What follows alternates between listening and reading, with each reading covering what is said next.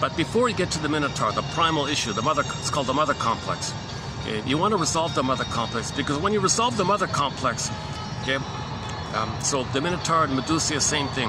Okay? So when Medusa's pregnant, so when you discern that mother failed you and you were angry and you identified that, that's sort of the conclusion of it all. Then Pegasus, being pregnant, gives birth to Pegasus and Cryosaur, mate and king, yin and yang.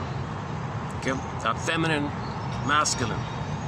Okay? Mate and king means your beingness and your soul is there. That's the Pegasus, or the yin, like the moon, the serene, inexhaustible fullness of being, the still presence like the moon, called the yin, or the moon like that. This serene, inexhaustible fullness of being, called the yin, or the moon, or the feminine element. Lou Graham calls it the midnight blue.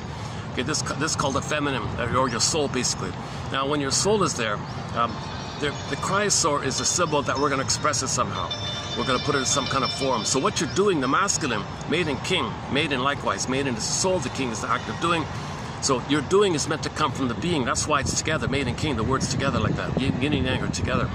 So Pegasus and Cryosaur are like together like that.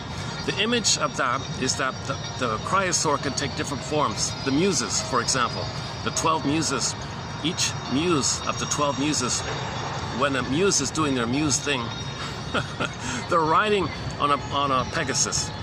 So the image means you're embodied and you're going to express it in some kind of way. That's the act of doing this. So the muse can be a man or woman, of course, the active side of all.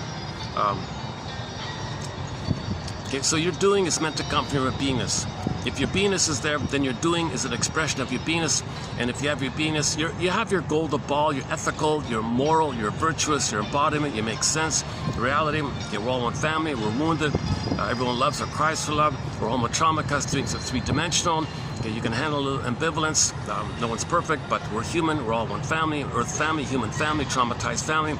It's kind of normal and thinking kind of those realistic kind of terms like that. You know, we're all in one little home, we all live on one little speck of dust in the universe.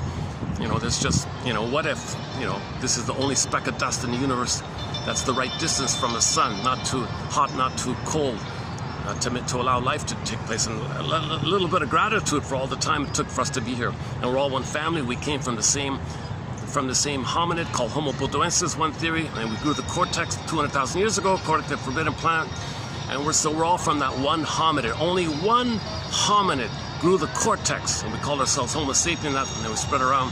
But then 10,000 years ago, a little mishap, we accidentally traumatized ourselves due to the mismanagement of discoveries. Okay, there's a 7-hour video track